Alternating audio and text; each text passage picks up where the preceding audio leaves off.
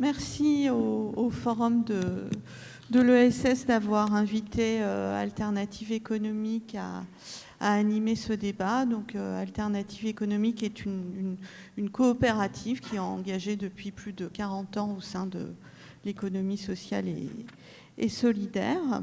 Alors, nous allons débattre aujourd'hui autour du thème de l'économie sociale et solidaire.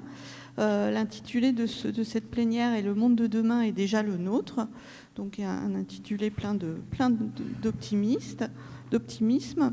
Pour ça, j'accueille à ma droite Jean-Baptiste Mougel, qui est directeur en charge de l'ESS au sein d'Aesio, qui est une mutuelle dont bénéficient plus de 3 millions de personnes. Laurence Foin, directrice opérationnelle de France Active Nouvelle-Aquitaine. Mathilde Plénaud, chargée de la communication et de la vie coopérative à Enercoop Nouvelle-Aquitaine. Et Guillaume Duval nous a fait faux bond. Donc c'est Noam Léandri, secrétaire général de l'ADEME et président de l'Observatoire des inégalités, qui le remplace ce soir. Donc il n'était pas prévu au programme, mais il a gentiment accepté d'intervenir ce soir.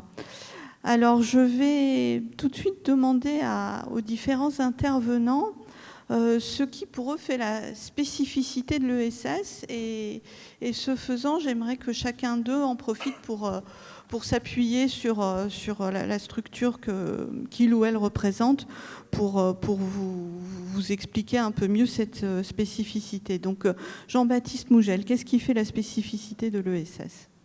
Déjà, merci de nous avoir donné la parole et puis bonsoir à tous et à toutes. Et effectivement, alors je suis à Niort, donc il faut que je le précise, effectivement, Aesio Mutuelle, c'est une grande mutuelle, puisqu'on protège 3 millions de personnes, mais on vient de créer également un groupe depuis le 1er janvier avec la Massif, qui s'appelle le groupe AMA. Et aujourd'hui, le groupe AMA, c'est 18 000 collaborateurs et à peu près 15 milliards d'euros de chiffre d'affaires. C'est pour vous montrer que dans l'économie sociale, il y a beaucoup de petites structures, mais il y a aussi des grosses structures qui sont des leaders dans leur domaine d'activité. Donc peut-être par rapport à votre première question, il faut redéfinir rapidement, parce qu'on pourrait y passer des heures sur ce que c'est que l'économie sociale et solidaire. L'économie sociale et solidaire, on prend dans le paquet, en gros, les associations, les mutuelles, les coopératives, les fondations et ce qu'on appelle les entreprises sociales qui se donnent une mission particulière et des règles particulières de fonctionnement. Une fois qu'on a dit ça, on n'a pas tout dit, bien naturellement. Pour moi, l'économie sociale et solidaire, ça se pose sur deux piliers principaux en termes de caractéristiques. Le premier pilier, je pense que c'est un mouvement social. Depuis à peu près 200 ans, c'est des gens qui se mettent ensemble pour répondre à des besoins dont ils ont besoin, justement. C'est-à-dire, il y a une problématique, c'est pas assuré ni par le marché, ni par l'État. Et ben, comment ensemble on peut répondre à ces besoins. Donc ça va, entre guillemets, de créer une crèche associative, à créer des EHPAD, à prendre en charge le handicap, voilà, enfin, sur tout le quotidien. Et ça va plus simplement aux associations sportives pour pouvoir faire du sport ensemble, être dans l'éducation, etc., etc. Donc 12 millions de bénévoles en France, c'est quand même très important. Et l'économie sociale et solidaire, c'est aussi ça, c'est ces 12 millions de personnes qui font vivre, on va dire, une économie, un engagement et des réponses de proximité dans les territoires sur toute une série de problématiques. Pour une mutuelle, alors notre fonctionnement, il est aussi basé sur l'engagement entre guillemets citoyen, puisque nous, en tant que mutuelle, notre conseil d'administration, c'est pas les actionnaires, c'est les représentants des adhérents qui sont élus entre eux. Et donc sur une communauté comme AMA, c'est plusieurs milliers de personnes qui donnent de leur temps pour diriger la mutuelle. Ça change beaucoup de choses, parce que quand, quelque part, le patron d'AMA Group le dit souvent, quand il présente un projet au sein du conseil d'administration, les administrateurs, ils disent non pas qu'est-ce que ça nous rapporte, mais qu'est-ce que ça apporte. Et donc franchement, il y a vraiment un mode de fonctionnement qui est complètement différent. Et quand on dit mouvement social, on dit aussi l'apport citoyen à la fois d'un point de vue économique, mais aussi sur des grands sujets. On peut en prendre quelques-uns. Depuis 200 ans, les mutuelles, ça a été un grand apport qui a été préfigurateur de la sécurité sociale. Plus récemment, le commerce équitable, l'agriculture biologique, tous ces mouvements-là, c'est venu de l'économie sociale et solidaire, même si maintenant c'est repris par d'autres. Et puis c'est des combats, c'est le combat des ONG, c'est le combat des associations, c'est le combat pour les droits des femmes, le mouvement MLF, etc., le planning familial. On voit que depuis 200 ans, l'économie sociale a apporté énormément à notre pays. Le deuxième pilier, c'est un pilier qui est économique. J'ai envie de dire une économie à impact, parce qu'elle se donne des règles différentes, entre guillemets, de l'économie capitaliste classique. Comment ? D'abord parce que dans la plupart des cas, la mission n'est pas de faire du profit, mais c'est de créer un bénéfice pour ses membres. Donc le fonctionnement et l'objectif n'est pas du tout le même. Donc on parle de lucrativité limitée dans un certain nombre de cas. Pour nous, en tant que mutuelle, on ne finance pas des dividendes à des fonds de pension américains ou autres. L'argent, c'est l'argent des adhérents ou des sociétaires. Et si un jour la mutuelle n'existe plus, on reversera ces fonds à une autre mutuelle pour continuer à faire ce métier-là. Donc l'argent, on voit bien que c'est une économie entre guillemets un peu circulaire avec des fonctionnements qui ne sont pas du tout sur les bases de l'économie capitaliste traditionnelle. De la même façon, il y a la question de la gouvernance, puisqu'on dit souvent dans l'économie sociale, c'est un homme, une voix, ou un citoyen, enfin un participant, une voix. Donc voilà, c'est pas parce que vous êtes propriétaire avec X 1000 actions que vous avez un droit supérieur aux autres pour pouvoir prendre les décisions de l'entreprise. Et donc tout ça change beaucoup. Et sur la partie économique également, peut-être rappeler quand même que l'économie sociale et solidaire, c'est 2 millions de salariés, donc c'est pas rien du tout, c'est 10% de l'économie, et donc c'est vraiment une force de frappe très importante, et elle est leader dans un certain nombre de secteurs, notamment le médico-social, les aides à domicile, le sport, l'animation, etc. etc. Elle n'est pas présente partout, mais dans un certain nombre de secteurs économiques, son rôle n'est pas du tout un témoignage, son rôle est un rôle de leader historiquement, parce qu'elle a créé ces secteurs économique, et donc elle a créé de la richesse et de la valeur. Et puis après, on y reviendra tout à l'heure, mais c'est aussi une économie qui a un impact, parce que bien souvent c'est une économie qui n'est pas délocalisable, hein. Elle se fait au niveau des territoires, au plus proche des citoyens. C'est une économie qui essaye de prendre en compte un certain nombre de critères environnementaux, sociaux, etc., etc. Et on y reviendra tout à l'heure, mais du coup on parle de cette économie à impact, avec aujourd'hui une nouvelle tendance, hein, puisqu'on constate, et quand on parle d'avenir, l'avenir c'est la jeunesse, j'y reviendrai aussi tout à l'heure, mais on voit bien qu'il y a véritablement un engouement aujourd'hui des nouvelles générations pour créer une économie qui soit plus responsable et sur laquelle ils ont envie de s'engager avec d'autres règles et d'autres codes que des codes d'il y a 15 ou 20 ans. Merci beaucoup. Alors, Laurence Foin, vous représentez donc France Active Nouvelle-Aquitaine, donc qui est une structure qui finance et soutient les acteurs de l'ESS. Je crois que vous pouvez parler directement. Je parle directement. Voilà. Donc, pour vous, qu'est-ce qui fait la spécificité de l'ESS ? Bonjour et merci déjà de nous accueillir. Donc, peut-être en 2 mots préciser ce qu'est France Active. Effectivement, donc France Active est un réseau national d'accompagnement et de financement solidaire qui intervient donc auprès de nombreuses structures de l'économie sociale et solidaire depuis maintenant plus de 30 ans. Donc c'est un réseau qui est présent sur l'ensemble du territoire national. Moi je représente ici effectivement plutôt France Active en Nouvelle-Aquitaine. Donc c'est pour donner une petite idée, en 2020 France Active c'est 30 000 entreprises qui ont été accompagnées et financées pour un peu plus de 410 millions d'euros. Donc on reviendra peut-être plutôt plus tard sur effectivement les types de financement que l'on peut apporter. Mais voilà, en tout cas, c'est un réseau de financement qui s'est constitué pour permettre en fait à chaque entrepreneur de pouvoir accéder à des financements, quel que soit son statut juridique, quelle que soit effectivement sa situation personnelle, puisqu'on intervient aussi auprès de personnes qui sont demandeurs d'emploi, qui créent leur activité, et en tout cas, quel que soit leur statut juridique. Donc, j'en reviens du coup à la spécificité de l'ESS. Donc, effectivement, je ne vais pas reprendre ce qui a été dit sur les différents statuts. Pour moi, l'ESS, c'est aussi l'économie qui a du sens et qui crée du lien, qui a un impact positif pour l'homme, bien entendu, pour les territoires également, pour l'environnement. Donc c'est un peu tous ces sujets-là qui sont abordés quand on parle d'économie sociale et solidaire. Et on a vu se développer au fil du temps de nombreuses effectivement expérimentations et expériences qui sont et de l'innovation surtout. C'est une économie qui innove aussi, puisque effectivement beaucoup de projets qui ont été initiés par des structures d'économie sociale solidaire, des associations bien souvent, initiés avec un modèle économique hybride et pas toujours très rentable.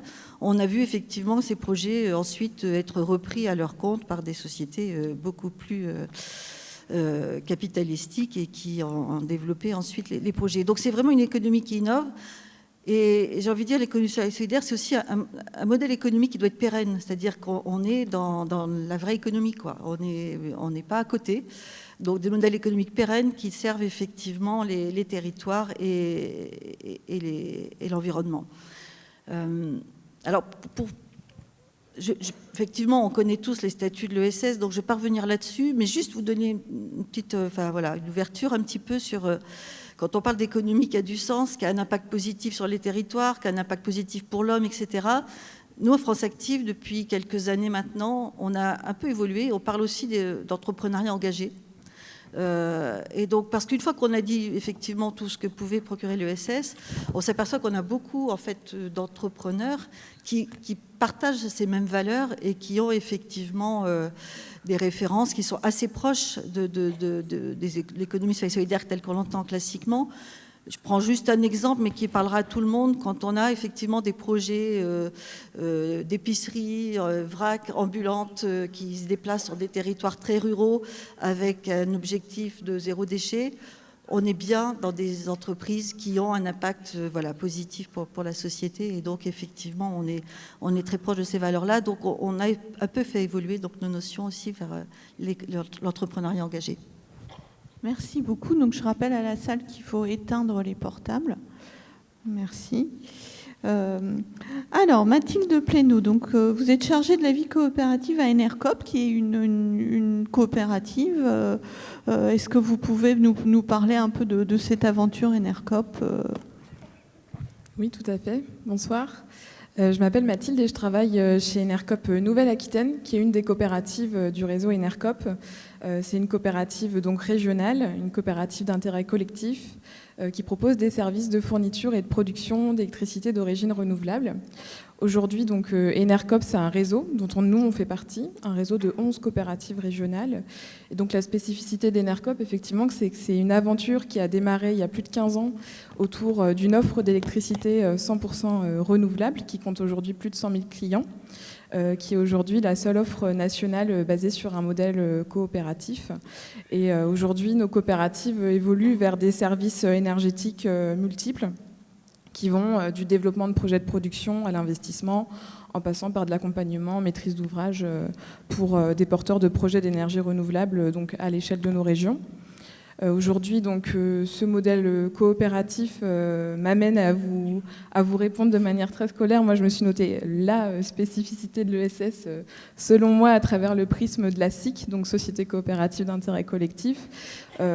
Moi, de mes 6 ans chez Enercop, ce que j'ai identifié, c'est que c'est la capacité à apporter une réponse collective avec des intérêts multiples et divers à des besoins identifiés à l'échelle d'un territoire avec des citoyens, des besoins de citoyens et de collectivités. Donc c'est cette connexion directe au territoire qui fait pour moi la spécificité de l'ESS, mais aussi sa capacité, et là je parle vraiment avec le prisme de la SIC, à apporter une réponse à la croisée des services publics et de services privés.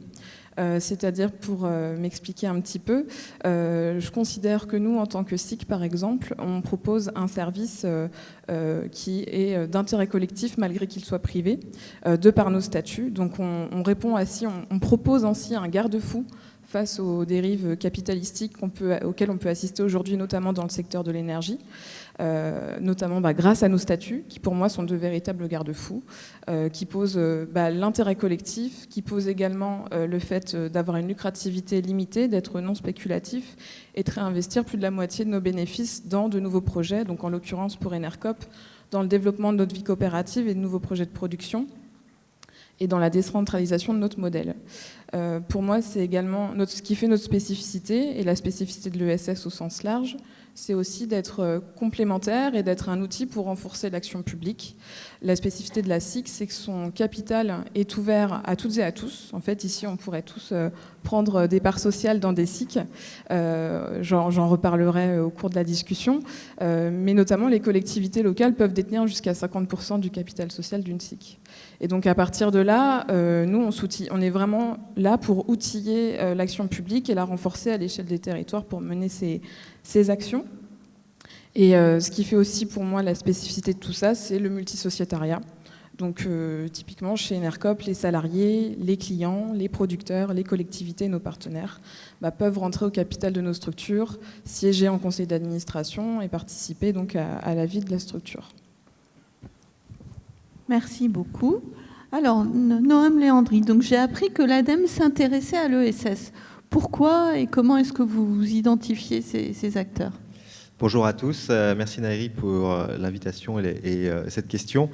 Quand Guillaume m'a proposé de le remplacer un peu au pied levé, j'ai accepté naturellement parce que je me suis dit il faut qu'on vous parle aussi d'économie circulaire parce que l'ESS a un rôle essentiel en matière d'économie circulaire, d'éviter les gaspillages et de favoriser le réemploi. Et c'est pourquoi l'ADEME, l'Agence de la transition écologique, est un des partenaires privilégiés de tout ce secteur de l'ESS que vous connaissez peut-être moins, pour ceux qui sont niortais et qui connaissent davantage peut-être les assurances mutualistes, et moins ce secteur de l'ESS dont un des réseaux les plus connus peut être Emmaüs, un des plus anciens, mais il y en a naturellement beaucoup d'autres.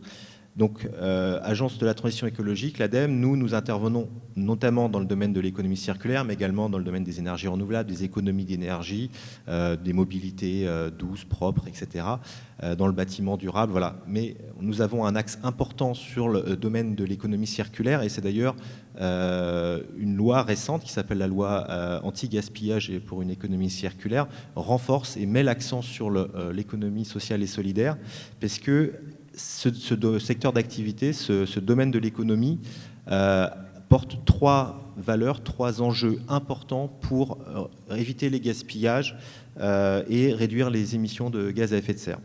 Premièrement, ce secteur de l'ESS, il combine l'appel à un emploi qui est non qualifié, en insertion, et les problématiques environnementales, notamment la lutte contre les déchets, la surconsommation. Ce sont deux piliers centraux du développement durable et de la transition écologique, le pilier social et le pilier environnemental. Deuxième enjeu, c'est le développement d'une économie circulaire par des boucles locales avec un maximum de plus-values qui peuvent être réalisées au niveau local. Donc c'est grâce à ce secteur de l'ESS qui dispose d'un maillage territorial important, local, dense, qu'on arrive finalement à récupérer et à pouvoir remettre en circulation des objets, des matériaux qui sinon auraient été mis à la benne ou enterrés, ce qui est la pire des solutions pour des matières premières. Le troisième enjeu, c'est de pouvoir aussi rapprocher le consommateur du citoyen, c'est-à-dire de transformer les citoyens en consommateurs, de faire en sorte qu'ils prennent conscience aussi de tout ce qu'ils peuvent réaliser par leurs achats, en faisant appel au secteur de l'ESS. Ça permet de donner du sens à sa consommation, d'avoir un geste citoyen, puisque c'est souvent lié au recyclage, au réemploi. Et puis, ça permet effectivement l'insertion et des personnes les moins qualifiées ou les plus éloignées de l'emploi. Donc voilà, rapidement, ce qui fait que l'ADEME intervient fortement dans le domaine de l'ESS, et je reviendrai peut-être tout à l'heure sur des exemples plus concrets.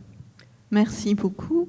Alors, Laurence Foin, qu'est-ce que vous nous avez bien défini la spécificité de l'ESS. En quoi est-ce que l'ESS est un acteur important pour une relance durable ? Parce que je pense qu'effectivement, les projets qu'on peut observer en économie sociale et solidaire sont...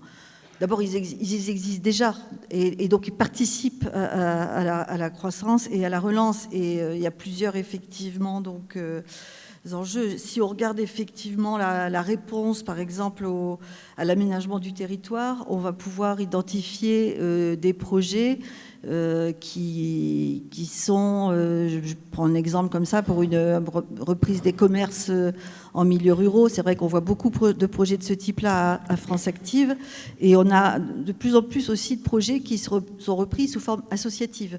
C'est-à-dire que c'est vraiment, on a parlé souvent des consommateurs, des habitants des territoires, et donc on voit régulièrement, effectivement, des habitants du territoire qui s'organisent sous forme de collectif et qui vont créer une association, une SIC aussi, une coopérative d'intérêt collectif, et qui vont par exemple reprendre une épicerie en milieu rural. Donc on est vraiment là dans la réponse à effectivement à des besoins du territoire, au développement du territoire. Je prends aussi l'exemple qui est plus local du coup, sur Niort.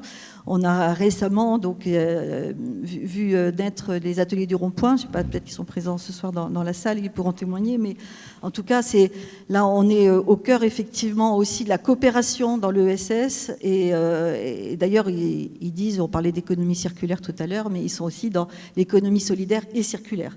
C'est-à-dire comment effectivement on crée donc sur une ancienne friche industrielle un espace qui va permettre donc de faire revivre un petit peu ces projets-là et sous forme de tiers-lieux, et de pouvoir accueillir différents projets d'ESS et donc d'économie circulaire. Voilà, donc c'est une première réponse, c'est comment effectivement on répond à l'aménagement du territoire. Après, il y a effectivement tous les enjeux sociétaux, dont on a beaucoup parlé aussi. Là, j'aime bien prendre des exemples, je trouve que c'est parlant, donc voilà, ça illustre bien les propos, et comme on a la chance à France Active de financer beaucoup de projets de ce type-là, on a quand même pas mal de cas précis à pouvoir expliquer. C'est une personne, par exemple, qui était propriétaire d'un bien immobilier dans un milieu très rural au sud de la Charente, et qui a choisi effectivement de se constituer aussi avec un collectif pareil d'habitants, de professionnels sous forme associative, pour créer de l'habitat partagé en milieu très rural pour les seniors. Avec effectivement en plus des jardins partagés, de l'accueil effectivement, de mixer un petit peu les populations. Donc voilà, on est là aussi une réponse. L'ESS répond à des enjeux sociétaux qui sont aussi le vieillissement des populations, et donc toujours également en lien avec les territoires. Enfin, on a évidemment toujours aussi une bonne vision de l'ESS qui répond aux besoins en termes d'emploi, puisqu'on sait que depuis maintenant plus de 30 ans également, tout le secteur de l'insertion par l'activité économique, le secteur du travail adapté, qui sont souvent sous forme associative ou coopérative, sont des structures qui ont été créées pour développer des activités économiques en vue de servir un projet social, sociétal, qui est effectivement donc l'emploi des personnes qui étaient plutôt exclues du marché de l'emploi jusqu'à maintenant. Donc là aussi, on a de nombreux exemples de projets ESS qui vont effectivement permettre l'insertion des personnes et créer de l'emploi sur les territoires. Vous parliez tout à l'heure d'Emmaüs. On est en Deux-Sèvres, on a une grosse structure sur les Deux-Sèvres qui s'appelle Atelier du Bocage, qui est issue du mouvement Emmaüs, qui est 170 salariés dans le nord de Sèvres, sur effectivement des projets d'insertion, des projets liés au handicap, et ils sont sous forme de SIC également, donc ils ont fait le choix d'un statut ESS. Donc voilà, on est vraiment sur des projets qui ont contribué donc à l'économie locale, et qui vont permettre effectivement, et qui répondaient déjà, je dirais, à des enjeux sociétaux, et qui vont avoir d'autant plus de poids dans la relance qui est nécessaire maintenant à mettre en place. Voilà.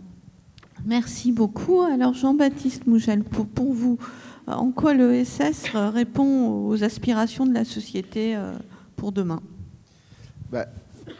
Alors, je pense qu'il y a plein de choses à dire sur ce sujet.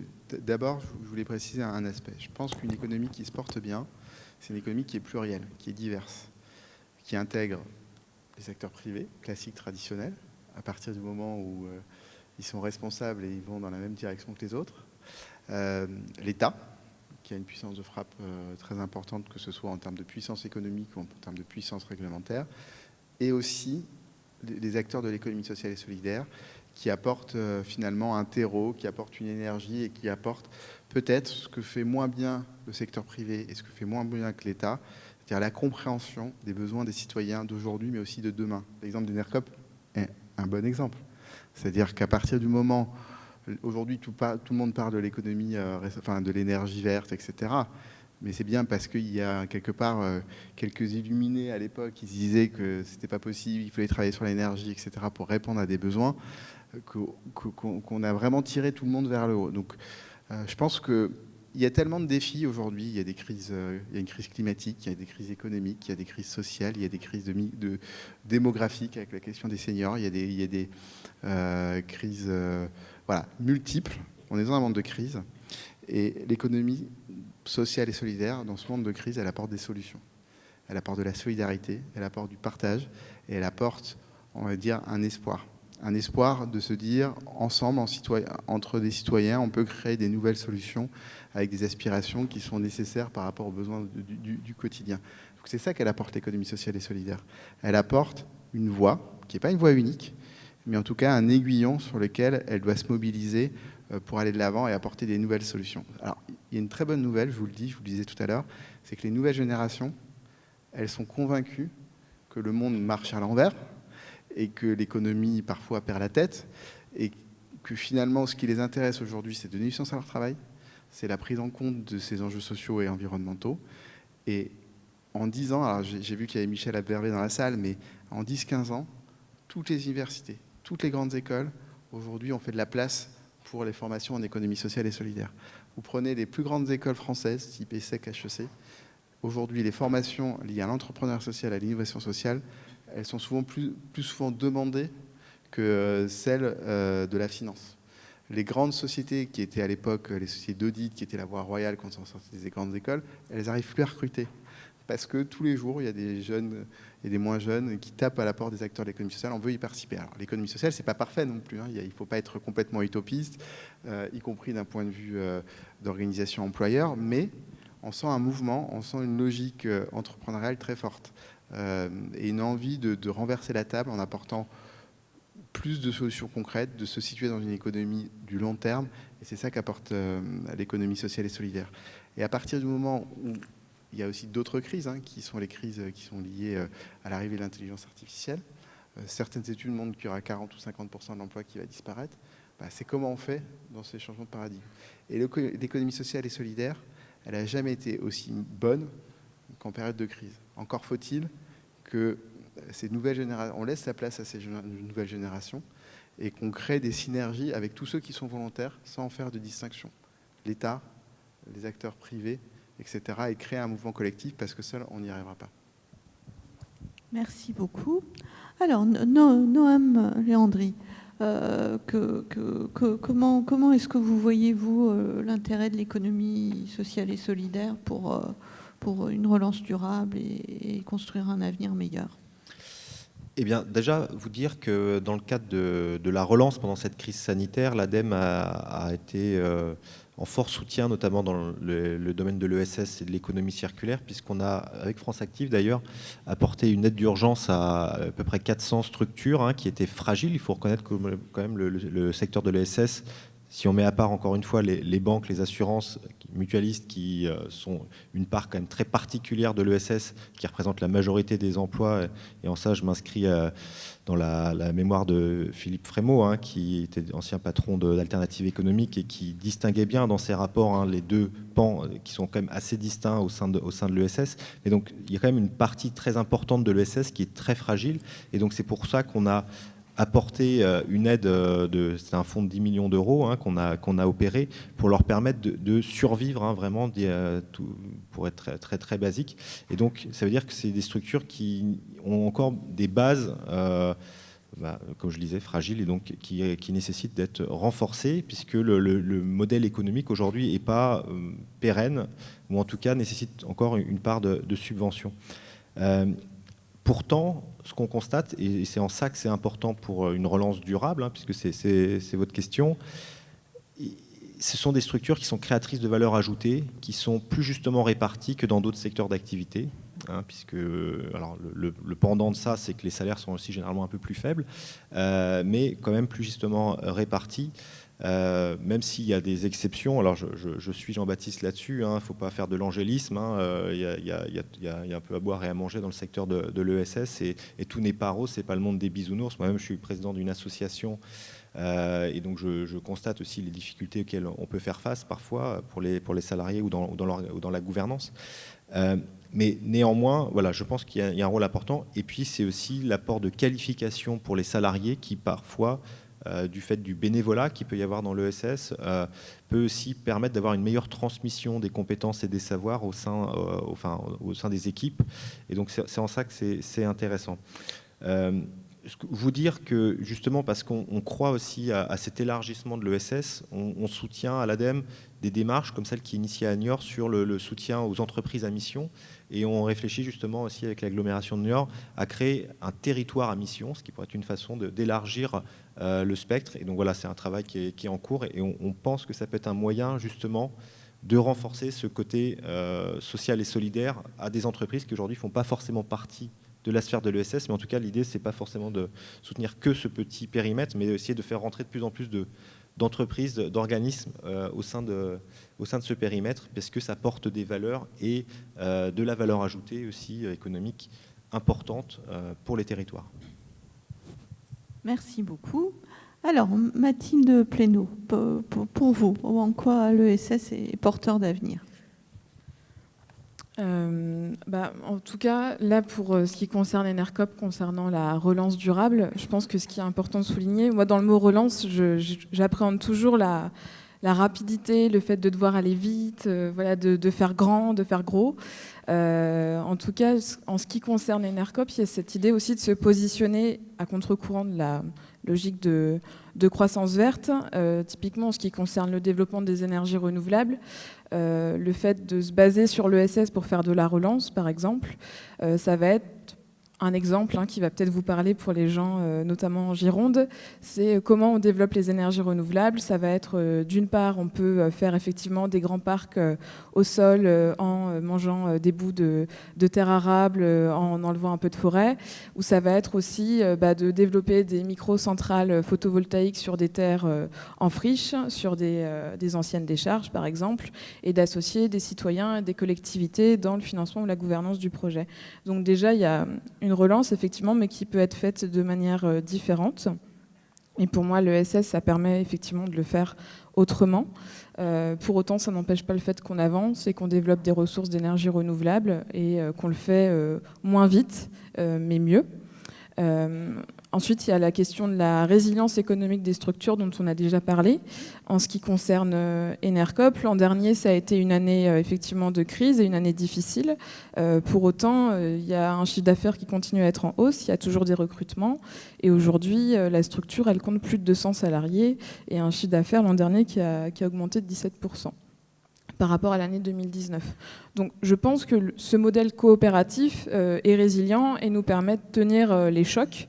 La ressource aussi principale de nos structures, c'est nos sociétaires.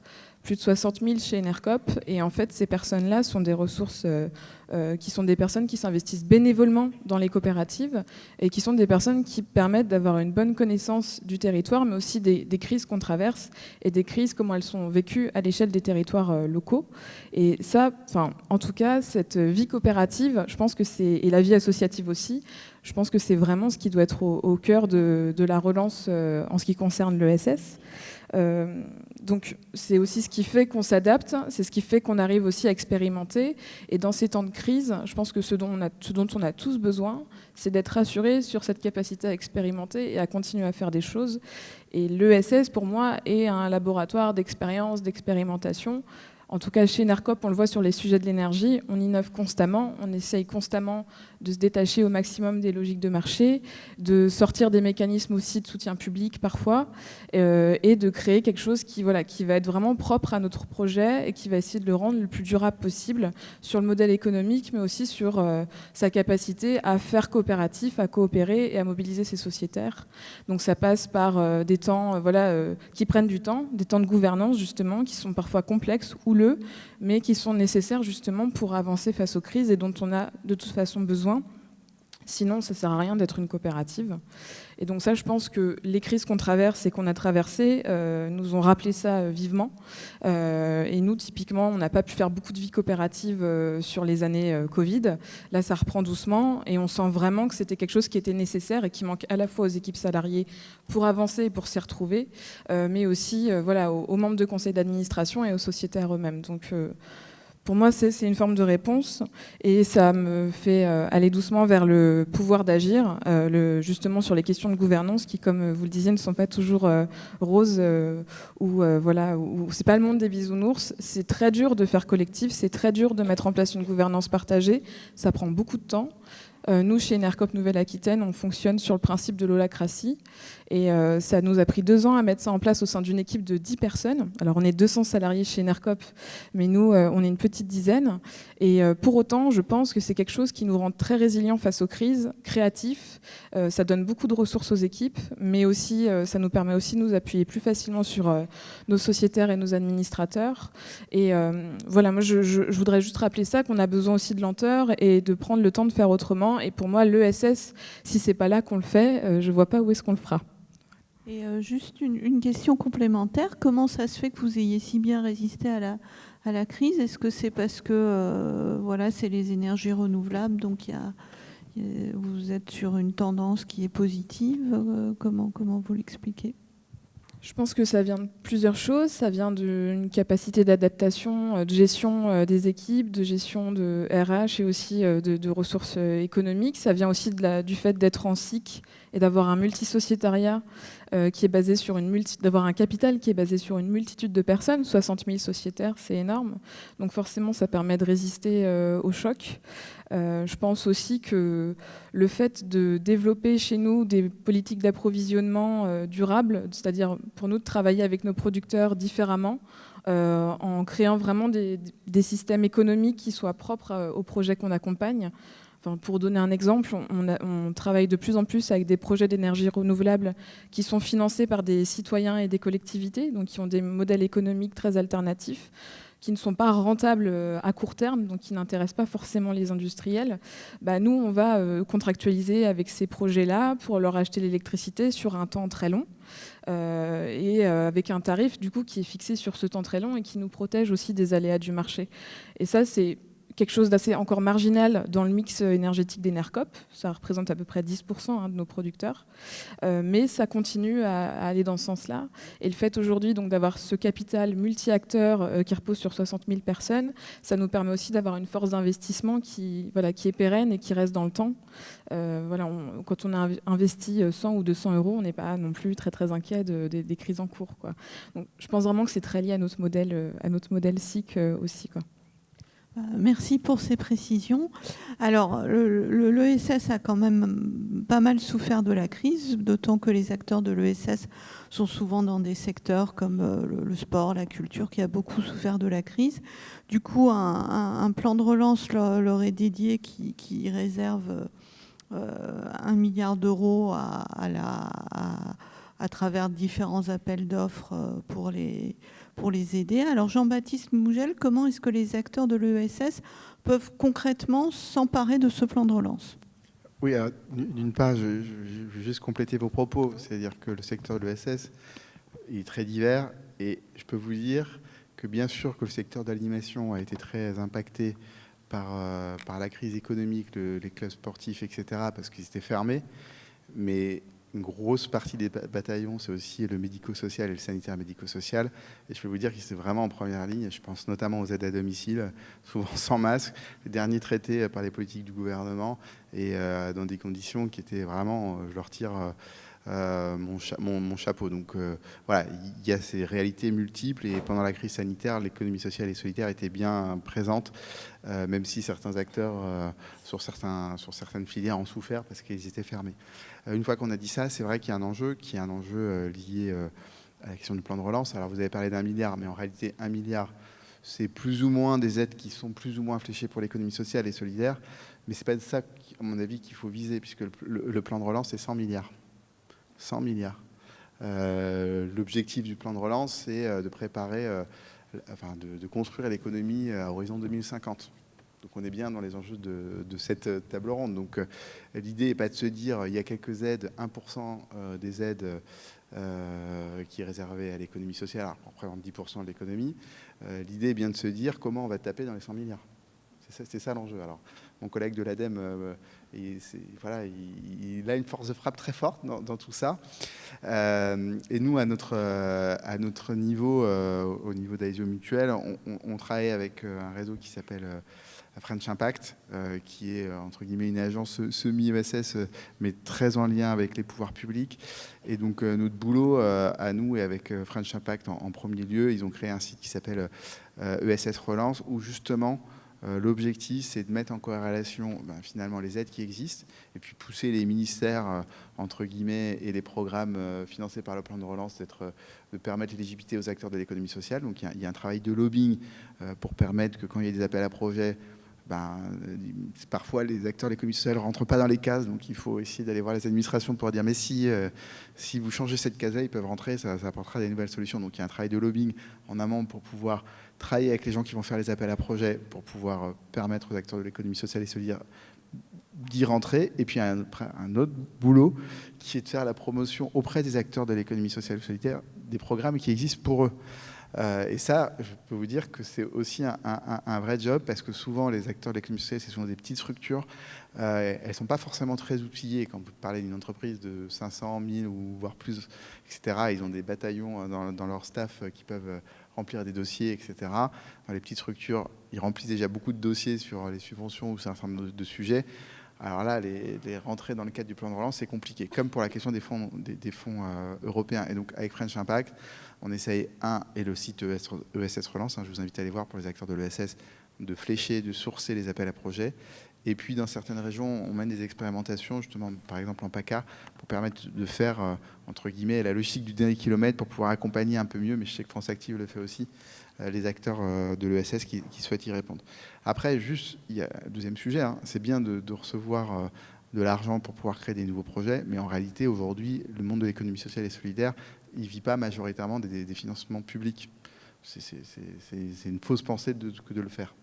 Donc ces aides peuvent être importantes, mais ce n'est pas le modèle économique de l'économie sociale. Les aides publiques, c'est, je pense, entre 40 et 50% des ressources, tous secteurs confondus. Donc il y a certaines activités qui vivent avec 0 subvention.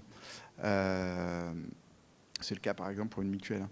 On est complètement sur le marché et on n'a pas de subvention. Ceci étant dit, le vrai enjeu, c'est vous dans la salle. C'est vous dans la salle, c'est-à-dire à un moment donné, c'est bien beau d'avoir des entreprises de l'économie sociale et solidaire. S'il n'y a pas des consommateurs qui soutiennent ces entreprises ou ces associations, ça ne marchera pas.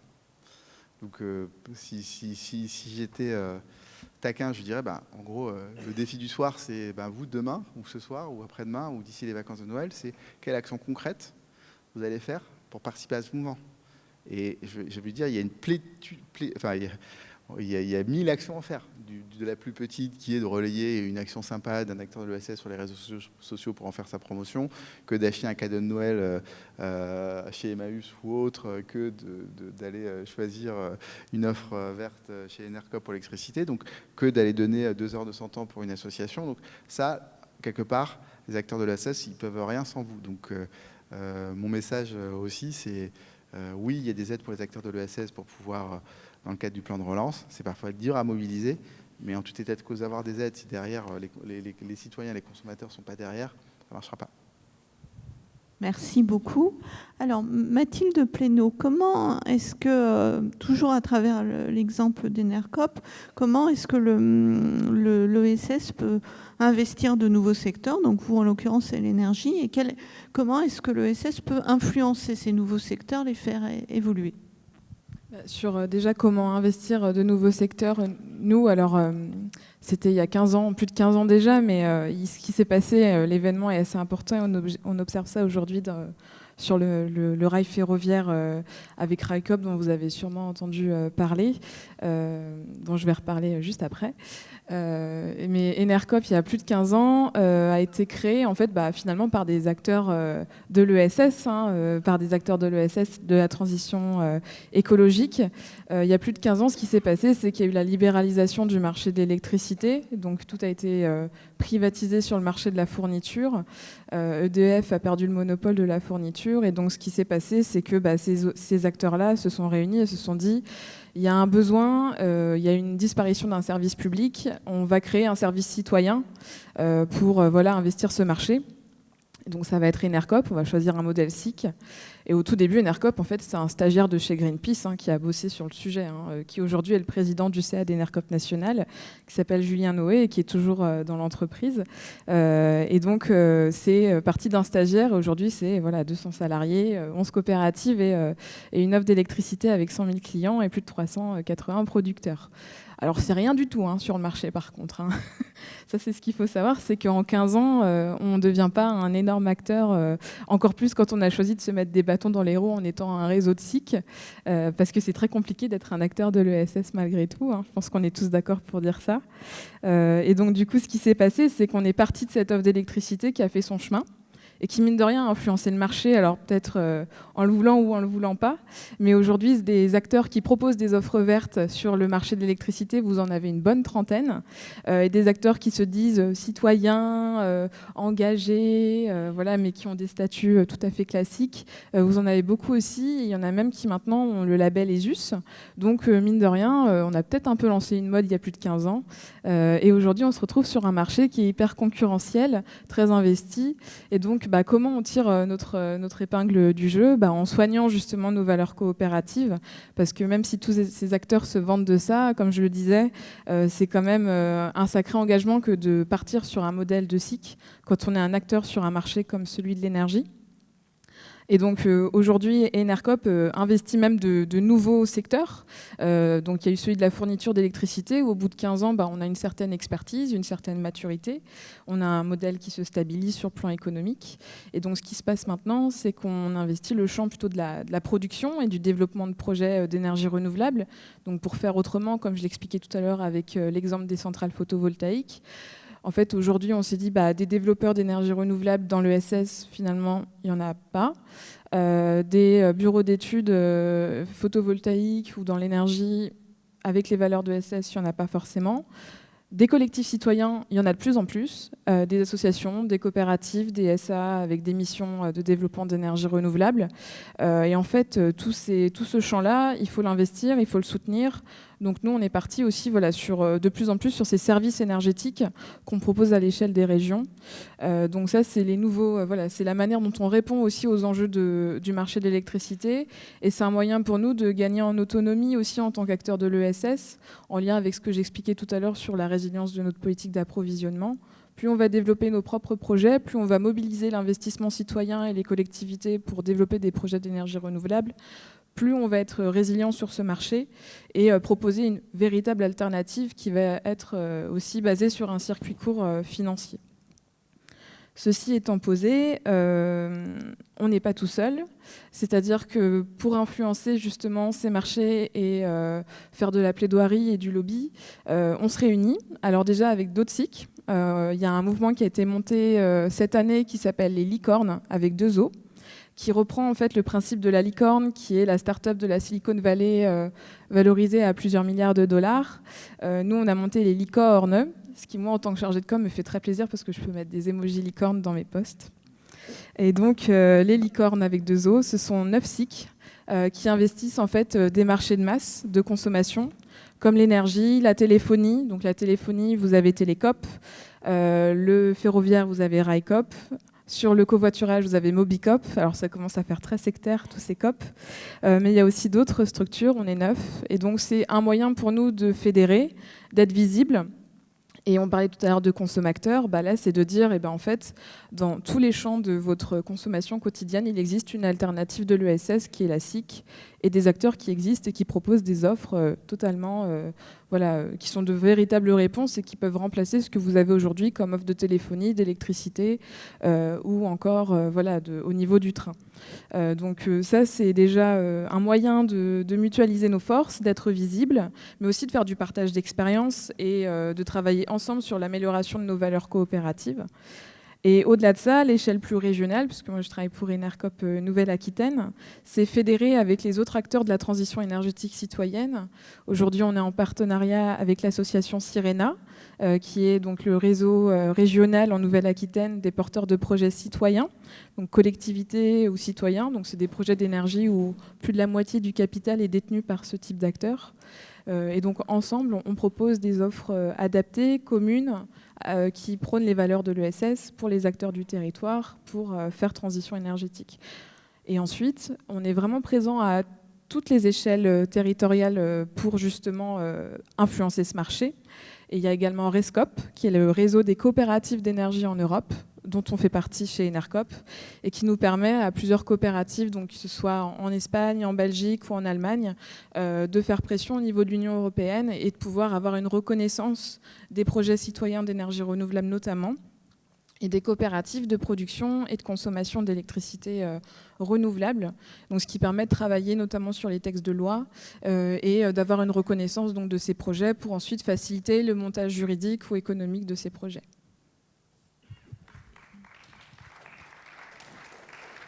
Merci.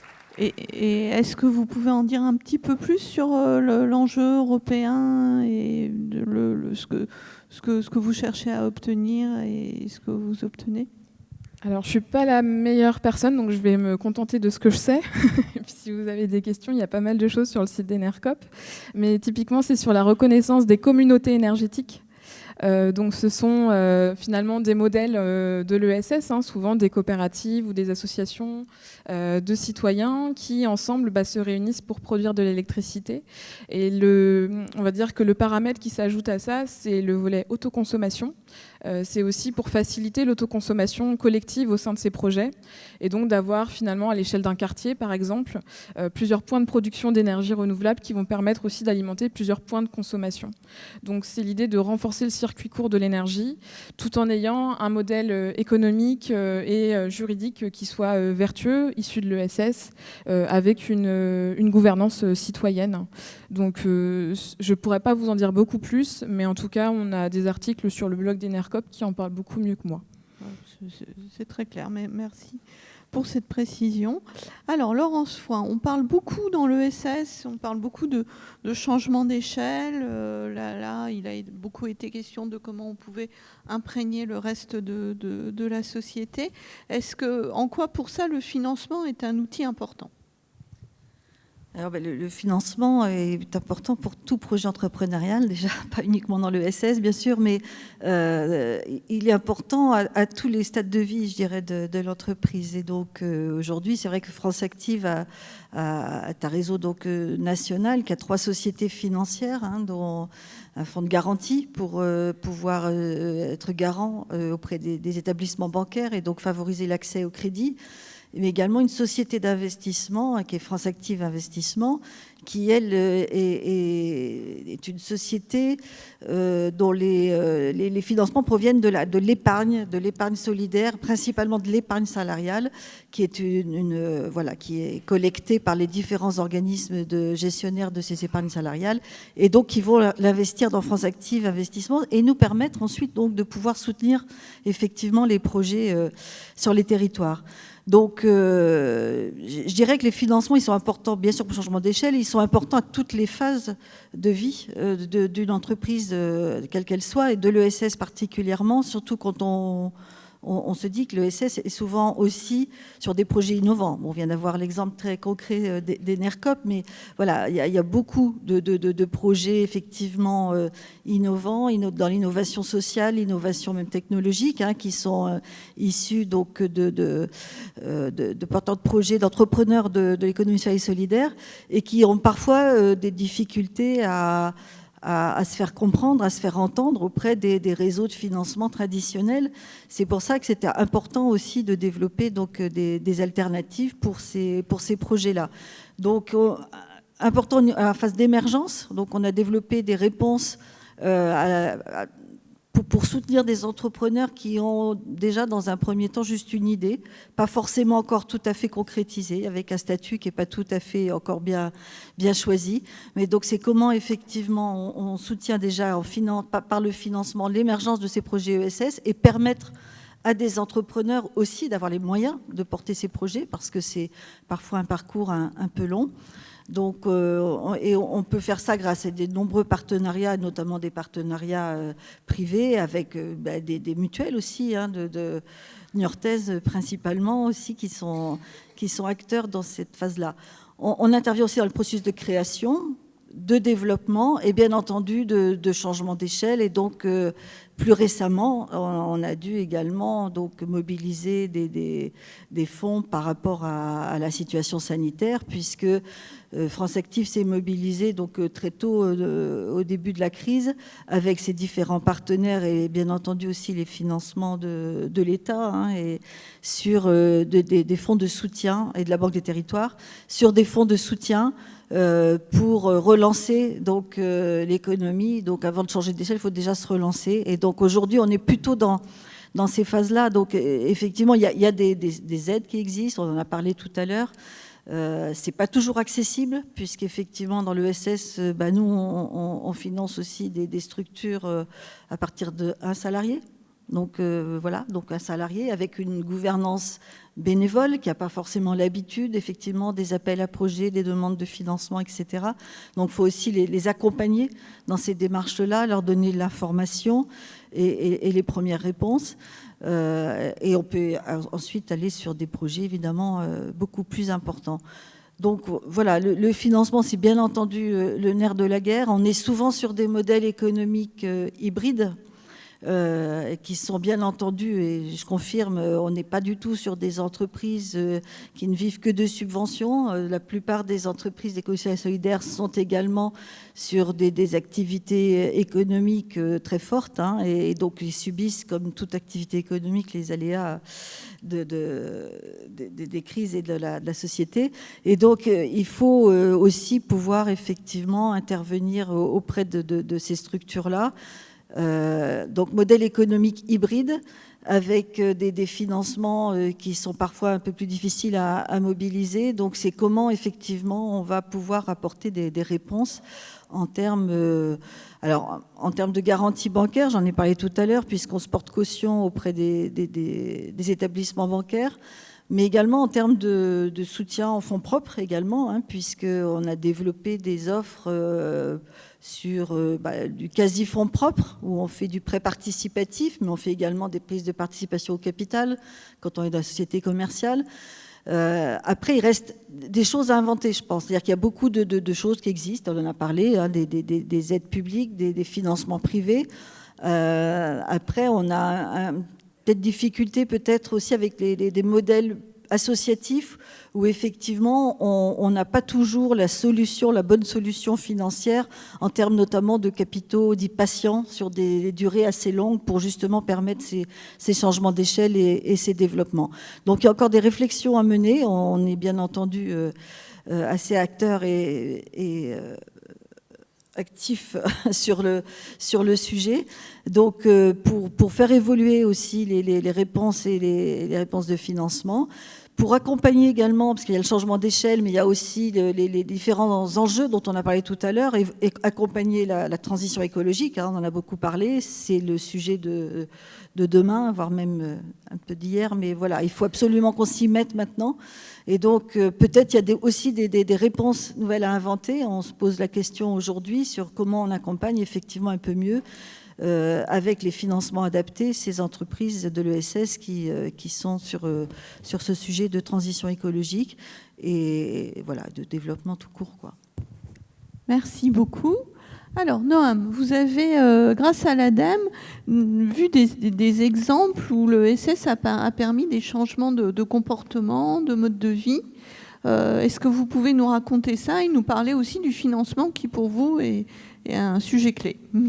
Et bien effectivement, je voudrais vous parler aujourd'hui des contrats impact, des contrats impact écologiques pour ce qui concerne l'ADEME. On a lancé avec Olivia Grégoire, je crois, il y a eu un film projeté d'elle hier, pour ceux qui étaient là, donc qui est la secrétaire d'État à l'ESS. On a lancé l'année dernière les premiers contrats impact écologiques et nous avons retenu en début d'année, de cette année, 8 projets pour une enveloppe qu'on avait initialement dosée à 10 millions d'euros et finalement qui a dépassé nos espoirs puisque grâce au plan de relance dont on a parlé tout à l'heure, on a pu plutôt s'engager sur plus de 30 millions d'euros de dispositifs.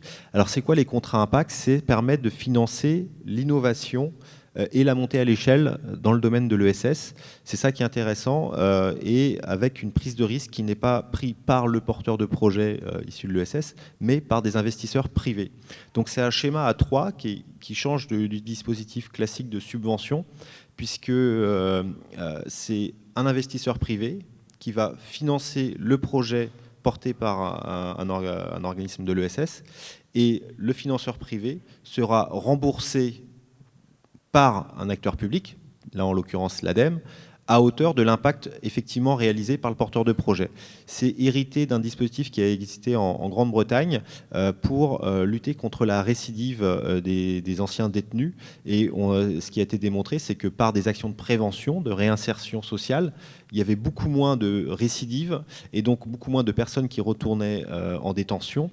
Et donc c'est un coût évité collectivement, puisque ça coûte cher d'aller en prison, ça coûte plus cher d'aller en prison finalement que de faire de la prévention, de la réinsertion. Et donc cette économie-là, on l'injecte dans ces actions de prévention.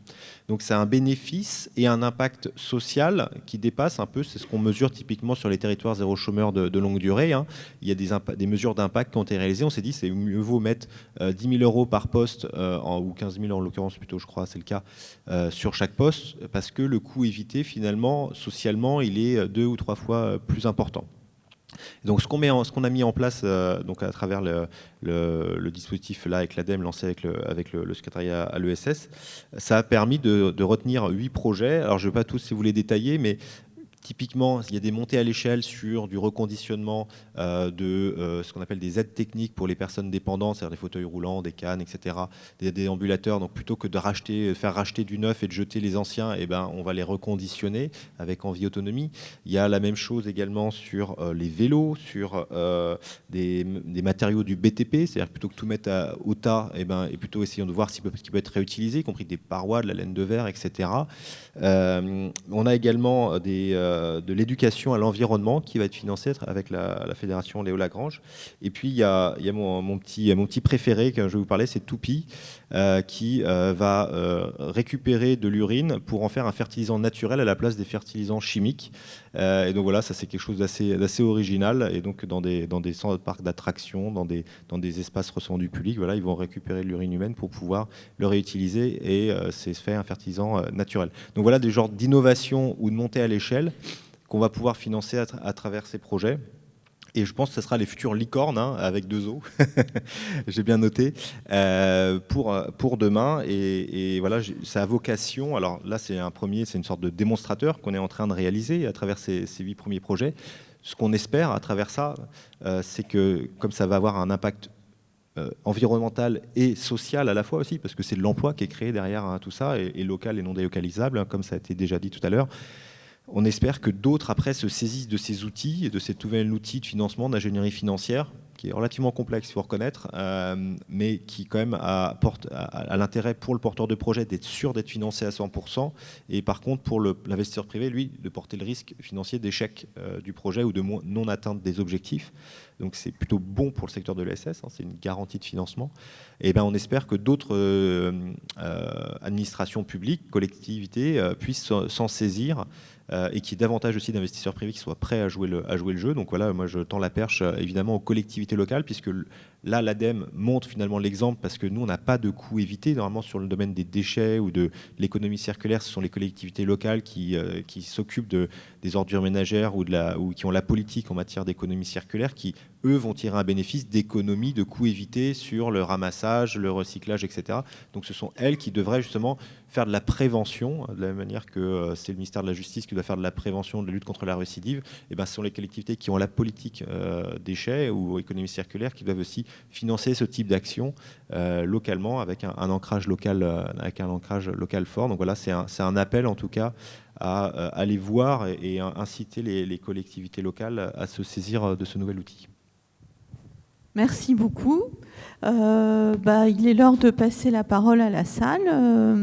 J'imagine que vous avez des questions. Est-ce que vous pouvez lever la main? Alors là, je vois... Alors, il y a des gens pour passer. Donc, je vois une question ici. On va prendre 3 questions à la fois. Oui, c'est une bonne idée d'allumer la lumière. Alors...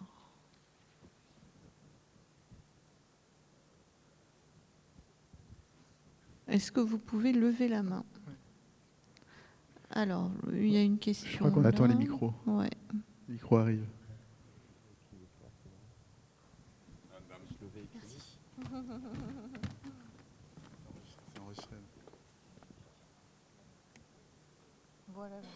Voilà le micro. Donc, il y avait un monsieur là, un monsieur là.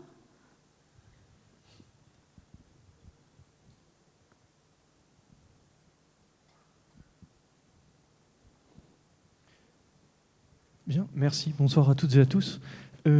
Puisqu'on évoquait à l'instant la question des financements de l'économie sociale et solidaire, je voulais mettre en avant des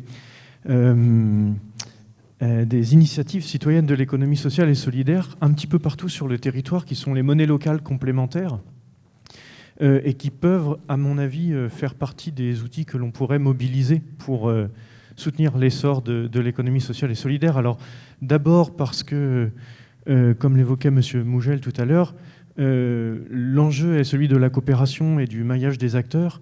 Et les monnaies locales, en tant que monnaie, sont un outil transversal qui peut vraiment être utilisé par tous les acteurs de l'ESS, quel que soit leur secteur d'activité, qu'on soit dans la transition écologique, dans le lien humain, dans le social. Pour faire avancer nos projets, on a besoin de monnaie.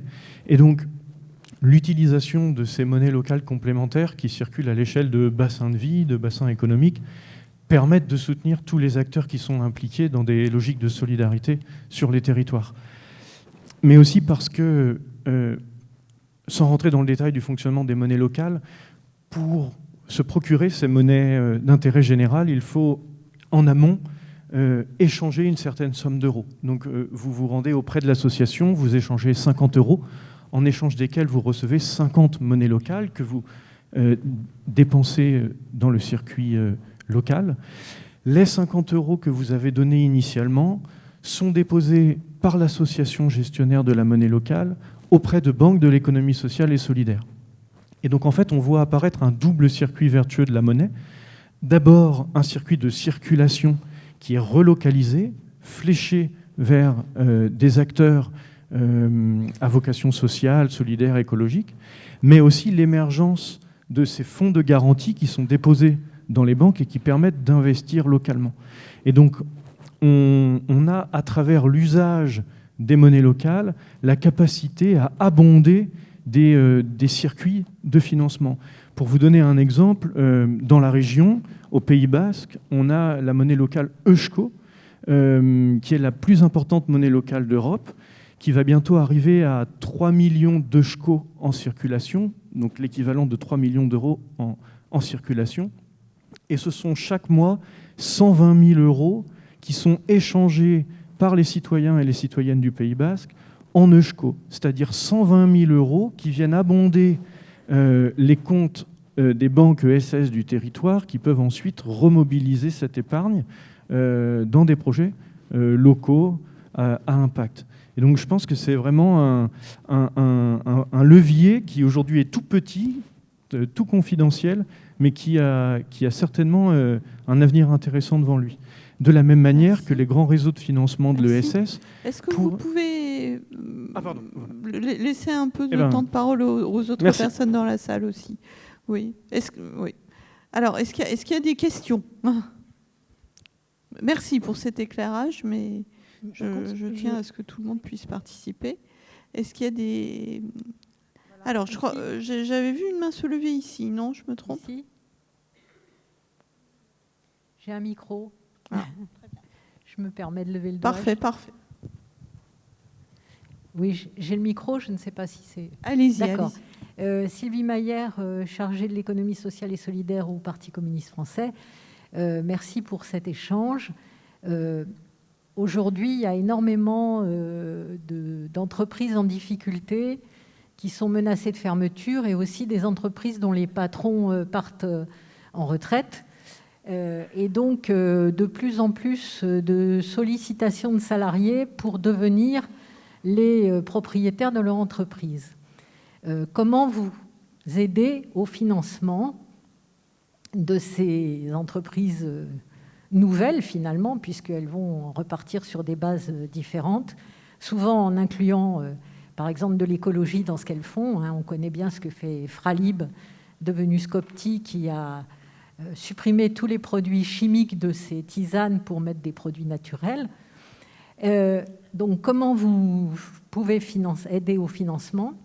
Et est-ce qu'il ne faudrait pas imaginer l'utilisation de l'épargne salariale, 150 milliards par an actuellement, et ça monte. Si on n'en prenait que 10% ou 12%, vous voyez, avec 15 milliards, je pense qu'on peut aider au financement de nombreuses reprises. Je voudrais savoir ce que vous en pensez. Alors, on garde la question en tête et on prend une autre question dans la salle. Donc, c'est plutôt une question pour vous, ouais, pour Laurence et pour Noam. Alors, levez la main. Oui, je vois quelqu'un là-bas.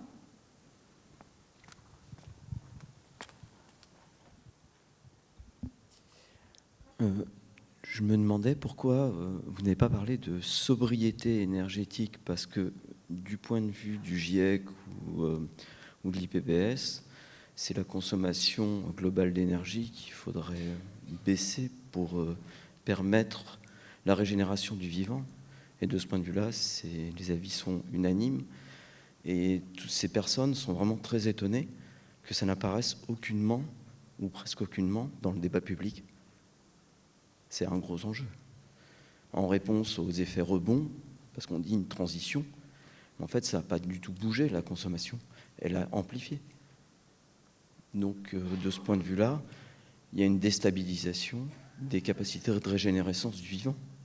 Et si on a le climat qu'on a et les températures qu'on a, c'est par le vivant. Merci. Alors, Laurence Foin, comment est-ce qu'on peut financer les reprises? C'est vrai que c'est un enjeu clé. Les reprises d'entreprise, oui. Oui. Donc effectivement, on intervient sur ces projets-là, notamment en partenariat avec les réseaux des SCOP, puisque c'est souvent eux qui sont en première ligne et qui accompagnent les salariés à reprendre une entreprise. C'est jamais des opérations simples. Il faut savoir que c'est vrai que c'est quand même assez compliqué et de mobiliser les équipes salariées pour la reprise de l'entreprise, surtout quand c'est des entreprises en difficulté et qui vont effectivement être liquidées autrement. Néanmoins, on sait qu'il y a une vraie volonté pour certains salariés de pouvoir maintenir leur emploi. On a soutenu plusieurs projets dans ce cadre-là dans la région.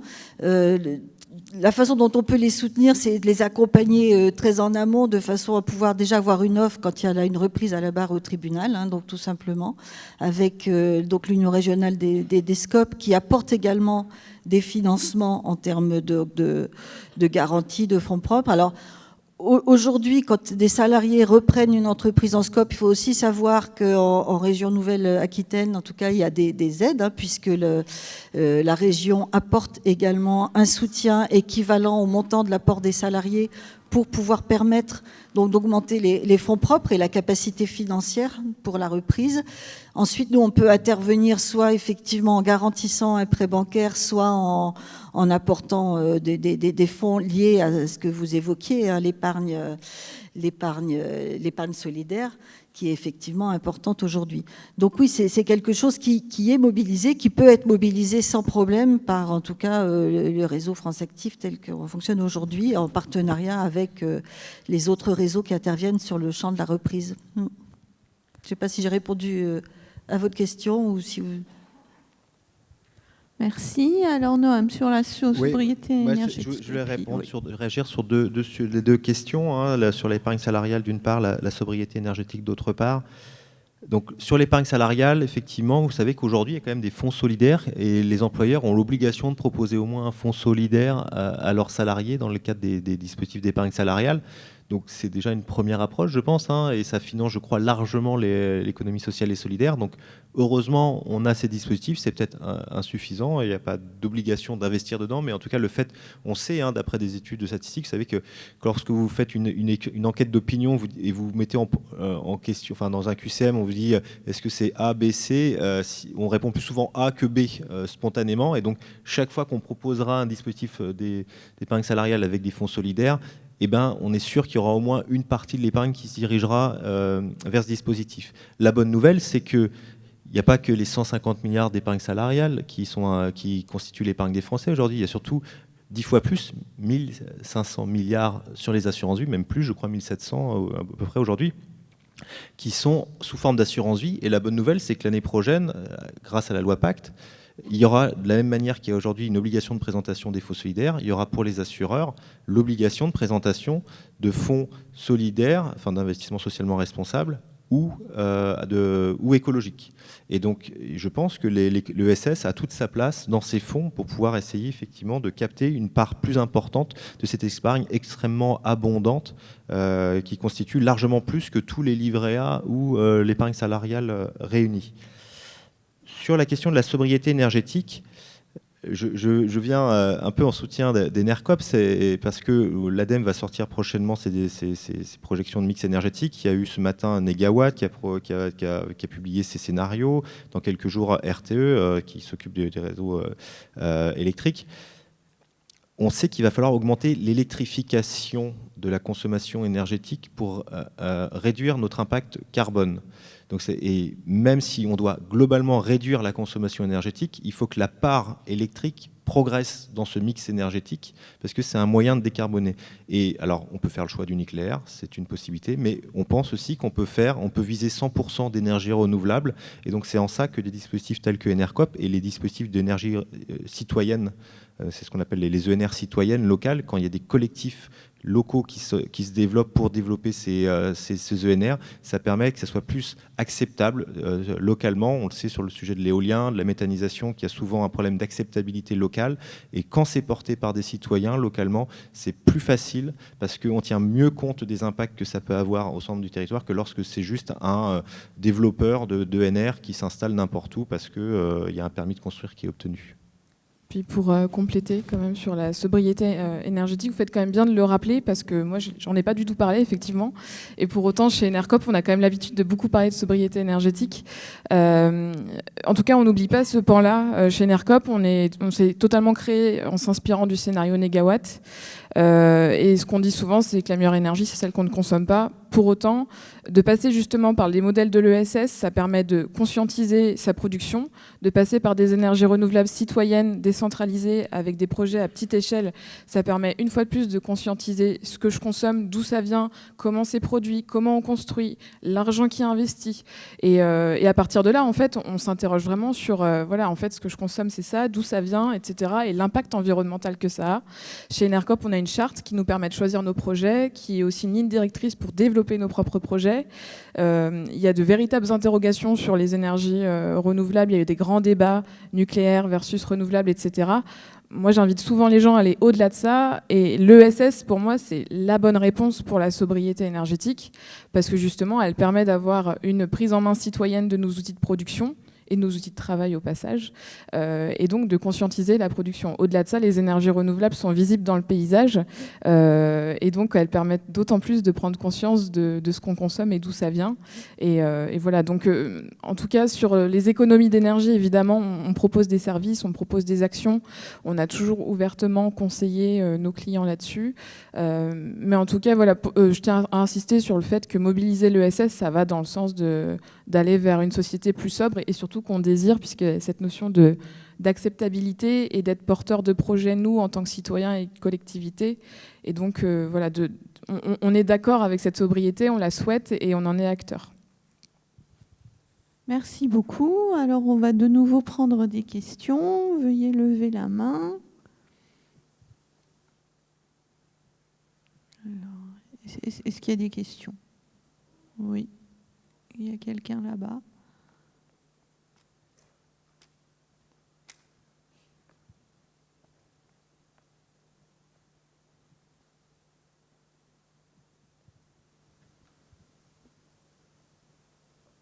Merci. On a beaucoup entendu parler du primat de l'importance que les projets soient équilibrés économiquement, financièrement. Or, on a beaucoup entendu aussi parler de critères d'évaluation extra-financiers et que l'économie sociale et solidaire doit être mesurée aussi en impacts sociaux, culturels, en termes de santé, en termes d'écologique bien sûr, et qu'en fait, si on additionne l'ensemble des bienfaits d'une structure de l'économie sociale et solidaire qui pourrait être financièrement déficitaire, à l'aune de l'ensemble des critères que je viens d'évoquer, elle pourrait être largement excédentaire. À quand la reconnaissance officielle et réelle, et à quand des dispositifs pour permettre le soutien de ces structures-là? Merci. Est-ce qu'il y a d'autres questions? Je vois une main qui se lève. Bonjour, Élise de Pecker d'Atis. Moi, j'ai une petite question. Donc voilà, je suis sociétaire d'Enercop, sociétaire de la Nef, sociétaire de Railcoop. J'en oublie certains. Sociétaire de Cities. Mais je suis hyper engagée puisque c'est mon travail. Je traîne mes guêtres dans l'économie sociale et solidaire depuis un certain nombre d'années. Et je voulais savoir, Mathilde, si... moi, je suis hyper fan de la démarche Licorne. C'est la première fois depuis très longtemps qu'un truc un peu national, réseau, me motive, en fait. Et du coup, je voulais savoir, est-ce que depuis que vous avez lancé ça, il y a un effet ? Est-ce qu'il y en a d'autres qui vous rejoignent ? Enfin, est-ce que vous sentez que c'est quelque chose qui va créer du changement ? Alors, une autre question en bas, ici.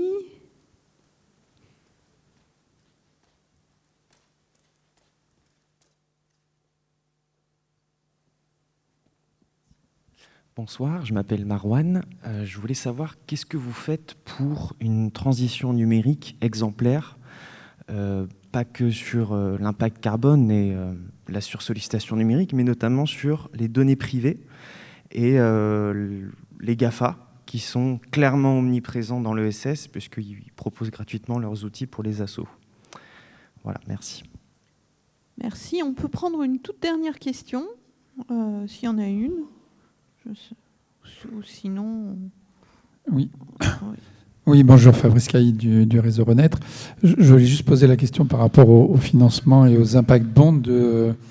Je me questionne par rapport au fait que l'État, je dirais, va à un moment donné rembourser ses impact bonds, donc va provisionner de l'argent, et en quoi c'est utile et en quoi ça prend en compte notamment les externalités positives, qu'une société privée en fait puisse contrôler le travail de l'ESS dans cette démarche d'impact bond. Merci. Alors Jean-Baptiste, est-ce que vous voulez répondre sur... Il y a plein de questions complètement différentes. Alors, oui, il y a une question sur finalement, l'évaluation de l'impact externes. et la prise en compte de l'impact, voilà, entre guillemets, pour avoir une vision juste de la valeur créée et des impacts négatifs. Donc, en fait, c'est des questions qui sont extrêmement complexes et il y a de l'actualité sur ce thème parce qu'il y a un mouvement qui est quand même relativement fort sur la notion d'impact. Donc, aujourd'hui, de plus en plus d'entreprises essayent de s'y engager, réfléchissent à des indicateurs. Il y a pas mal d'acteurs de l'économie sociale, par exemple comme l'UDES, ont travaillé sur des indicateurs à impact pour les entreprises de l'ESS pour pouvoir démontrer effectivement leur valeur. Et finalement, la question des contrats à impact social va aussi dans ce courant-là. C'est-à-dire, en gros, c'est bien beau de dire, il faut faire, quoi, et démontrer qu'on a bien fait. Donc ça, je pense qu'il y a un vrai enjeu sur lequel il y a une concurrence qui devient assez forte, y compris avec le secteur privé. Et il y a aussi un enjeu qui nous dépasse, qui est un enjeu qui est mondial, qui est la question de la comptabilité d'entreprise. Puisqu'on est dans des normes mondiales, des normes américaines versus les normes européennes, etc. et tout ça. Et effectivement, la ministre de l'économie sociale, Olivia Grégoire, essaye de se battre pour que finalement ce débat sur ce qu'on appelle la triple comptabilité soit porté aussi au niveau européen en termes de normes, entre guillemets, internationales. Donc c'est une bataille qui est devant nous, mais en tout cas qui est lancée. Et effectivement, pour pouvoir mieux mesurer demain la valeur créée et la valeur détruite, finalement, cette notion de triple comptabilité est un outil, mais on n'est pas seul à pouvoir le décider, ça n'a aucun sens. Et donc il va falloir d'abord se battre au niveau européen, puis se battre au niveau mondial pour défendre ces nouveaux modèles. Après, quelque part, sur les enjeux liés au GIEC ou autres, je veux dire, il y a quand même un consensus international. Est-ce que ça va permettre de faire ce changement d'échelle sur la question de la comptabilité? C'est une vraie question. Sur la question des GAFAM et sur la question de la protection des données, alors là, moi, je partage votre sujet à 100%. La question de l'ubérisation, la question des GAFAM, ça a apporté un certain nombre d'innovations, ça a apporté un certain nombre de solutions, mais ça a apporté et détruit un certain nombre de choses. Donc nous, on développe plutôt le terme de SSisation parce qu'on croit que le bon modèle, c'est une économie où l'économie sociale et solidaire se développe dans des secteurs où elle est peu ou pas présente. Et c'est vrai que sur la partie du numérique, on est encore relativement faible. Alors, ça se construit. D'une part, on commence à avoir des gros acteurs comme Simplon, par exemple, qui sont des acteurs de l'ESS qui apportent vraiment des choses sur la question du code, etc. Tout ça. Je rappelle aussi qu'Internet, il a été créé un peu sous le modèle de l'économie sociale à la base, hein, mais il y a aussi des grosses structures internationales comme Wikipédia qui sont des structures importantes. Mais en France, ça se structure. Il y a un certain nombre d'acteurs qui se bougent sur le sujet. Il y a aussi une organisation européenne qui s'est créée, une association qui s'appelle SOGA, avec qui on travaille naturellement, qui essaie de structurer le secteur du numérique. Mais au-delà du secteur du numérique, c'est clair que sur la question de la protection des données, il y a deux enjeux. Il y a les États et les États européens qui, notamment dans le cadre de la réglementation RGPD, a mis des normes par rapport aux Américains et au reste du monde, pour faire court. Mais il n'existe pas encore, entre guillemets, des grands acteurs de l'économie sociale qui pourraient être un peu ces garde-fous entre le marché, entre les acteurs publics également, pour proposer des nouvelles solutions à des citoyens. Donc si vous avez une idée, lancez-vous. Je suis sûr que dans 10 ans, vous serez l'entrepreneur le plus connu au monde. Merci. Alors Noam, est-ce que vous voulez répondre sur les externalités et puis aussi peut-être sur le numérique Peut-être pas sur les externalités, parce qu'effectivement, il y a un certain nombre de textes européens là qui sont en train d'être pris, des directives CSR, etc. Donc voilà, je pense que ça va améliorer la prise en charge justement des externalités négatives, tant pour les entreprises classiques que pour le domaine de l'ESS, et j'espère que ça incitera davantage les investisseurs et les épargnants à s'orienter vers ce secteur d'activité. En tout cas, il y a encore un gros travail de formation à faire, à mon avis, aussi dans les réseaux de distribution bancaire et des assurances, pour aussi encourager les épargnants à se diriger vers ce type de produit, puisqu'aujourd'hui, je vous encourage à faire l'essai vous-même, aller dans l'agence bancaire du coin et demander à investir dans un produit financier vert. Vous allez voir le banquier se décomposer devant vous parce qu'il n'a absolument rien à vous proposer, ou alors il va vous orienter vers autre chose qui n'a rien à voir. C'est pas moi qui le dis, hein, c'est des études de clients mystères qu'on a réalisées et qui montrent qu'il n'y a aucun, sur 100 tentatives, aucun cas où il y a eu une bonne orientation. Donc voilà, je pense qu'il y a encore tout un travail de formation et les assurances comme les banques, je pense, ont leur place à prendre, y compris dans le domaine de l'ESS. Cela étant dit, sur la question du contrôle du secteur de l'ESS par du privé, dans le cadre de contrats à impact ou d'impact bond organisés par l'État ou une agence publique de l'État comme l'ADEME. Je voudrais juste vous signaler qu'il y a 3 enjeux importants quand même, et ce n'est pas l'idée de déléguer le contrôle, il y a 3 objectifs quand même qui sont au contraire beaucoup plus positifs, je pense, que l'idée de se dire voilà, c'est le privé qui va mieux contrôler que l'État les organismes de l'ESS. Premièrement, vous savez, avec l'accord de Paris et maintenant sur la question de la biodiversité, la COP15, on veut faire en sorte de réorienter les flux financiers, les financements, vers ce qui est favorable à l'environnement, que ce soit favorable au climat, favorable à la biodiversité. Quoi de mieux que d'encourager les investisseurs privés à financer des opérations d'ESS? Je trouve que c'est au contraire justement un très bon moyen de les encourager à y aller, à connaître ce secteur et à leur montrer que ça peut être rentable. Deuxièmement, pour le porteur de projet, quand même, qui vient de l'ESS, il a une garantie de financement à 100% de son projet, c'est-à-dire qu'il ne porte aucun risque financier. C'est l'investisseur privé qui porte 100% du risque. Donc c'est vraiment un intérêt et un atout quand même pour le porteur de projet. Enfin, Troisièmement, ça donne une chance aussi à des porteurs de projets qui ont une innovation que l'État n'aurait pas, ou les collectivités locales, n'auraient peut-être pas traditionnellement soutenu par le biais des subventions, parce que vous le savez tout comme moi, souvent les subventions, c'est toujours les mêmes qui les ont chaque année, avec des évolutions à la hausse et à la baisse. Mais il n'y a quand même pas beaucoup de nouveaux entrants. C'est assez compliqué de rentrer dans les subventions, qu'elles soient ministérielles ou autres. Et donc là, justement, ça permet, à travers des appels à projets qui font appel à de l'innovation, à de la montée à l'échelle, de faire rentrer des nouveaux porteurs de projets, de donner une chance à des nouveaux acteurs de l'ESS sur des tentatives un peu innovantes. Donc voilà, je pense que ça mérite d'être regardé avec attention. Mais effectivement, là où je vous rejoins, parce que je ne fais pas encore preuve de totalement d'angélisme, et quand moi c'est le fonctionnaire du ministère des Finances qui parle, j'avais un certain nombre de réticences quand même au début à l'idée de se dire que voilà, il y allait y avoir des investisseurs privés qui allaient gagner de l'argent sur ces projets-là, parce qu'effectivement ils ont une incitation financière à de la surperformance. Malgré tout, je pense que c'est les trois autres arguments que j'ai présentés juste avant, je pense, pondèrent largement le fait que des investisseurs privés puissent gagner un peu d'argent, parce que le taux de rendement, le TRI, est quand même pas énorme, c'est du 3 à 4%, à comparer avec ce qu'ils peuvent faire sinon traditionnellement du private equity avec des rendements à 7 ou 8%. Voilà, ils prennent aussi une part du risque et ils sont prêts aussi à faire un certain nombre d'efforts financiers. Merci pour cette réponse. Alors Laurence, est-ce que vous, dans votre démarche, vous tenez compte des externalités Les indicateurs extra-financiers, c'est très compliqué. Non, j'ai pas plus de réponses effectivement que mes collègues. C'est un sujet effectivement qui nous préoccupe, puisque on sait qu'on ne va pas effectivement regarder uniquement, en tout cas, la rentabilité économique. Alors une fois qu'on a dit ça, c'est comment on mesure effectivement les autres indicateurs. Donc c'est quelque chose qui est pour l'instant pas encore du tout normé.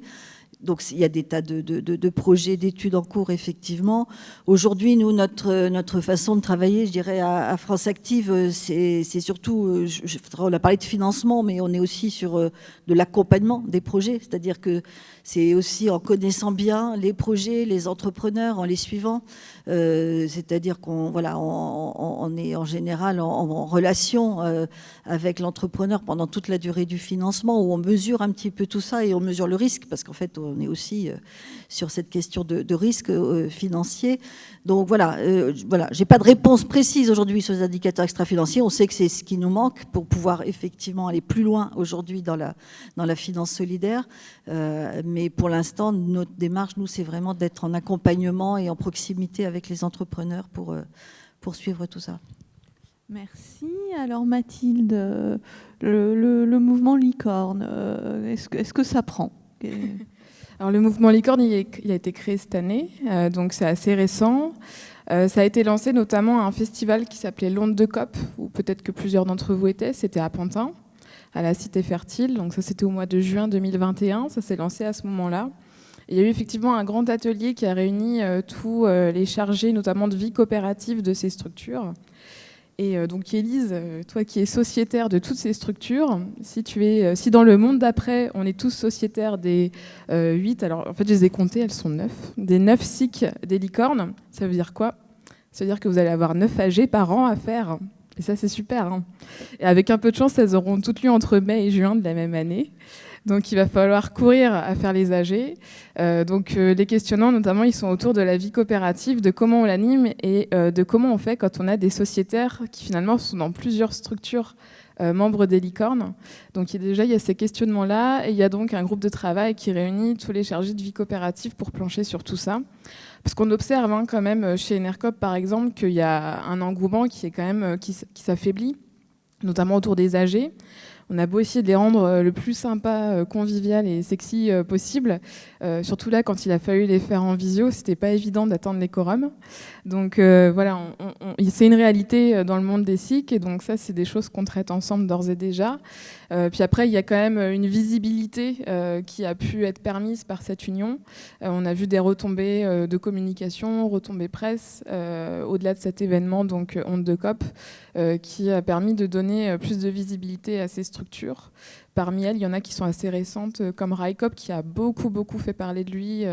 Et donc, c'est aussi super pour des entreprises un peu moins fraîches comme Enercop, qui existe depuis plus de 15 ans, de pouvoir aussi s'associer avec les licornes et aussi de créer du renouveau coopératif, si je peux me permettre, à travers cette union qui fait aussi la force du mouvement.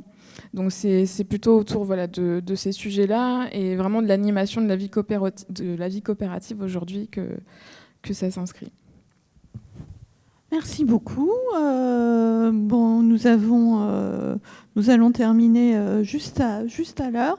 Donc on a vu que l'ESS avait investi de nombreux domaines innovants, que sa résilience tenait beaucoup à ses modes de gouvernance, mais aussi à ces circuits de financement spécifiques.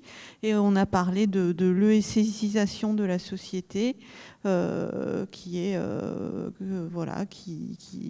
appelle de nos voeux, puisqu'on aimerait que les valeurs de l'ESS irriguent plus largement la société.